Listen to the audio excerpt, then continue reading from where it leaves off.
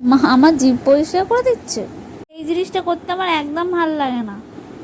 মা শুধু আমার জিভ পরিষ্কার করবার জন্য এইসব কিসব কাটি ফাটি গুঁজে দেয়, আমার ভাল লাগে না।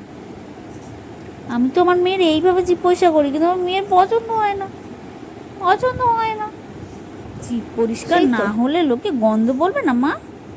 গন্ধ বলবে তো। জিভটা সুন্দর করে পরিষ্কার হয়ে যাবে, সুন্দর পরিষ্কার। কি গো, এই যে, তো এইভাবেই আমি আমার মেয়ের জিভ পরিষ্কার করি। এই স্টিকগুলো আমি অ্যামাজন থেকে কিনেছি, কিছুই না, গজ কাপড়ের মধ্যে ওই ডাবল স্টিচ করা রয়েছে। গরম জল দিয়ে শুধু একটু ধুয়ে আর মুখে দিই।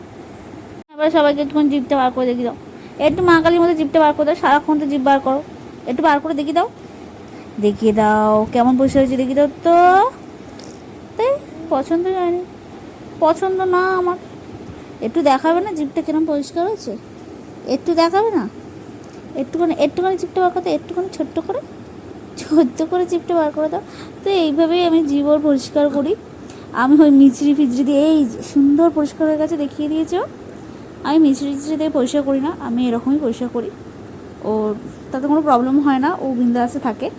পছন্দ নয় বলতে, ও এই জিনিসটা এমনিই পছন্দ না, ওর মুখে ওর ইচ্ছা ছাড়া কিছু কেউ দিলে। তো এইভাবেই আমি আমার মেয়ের জিভ পরিষ্কার করি।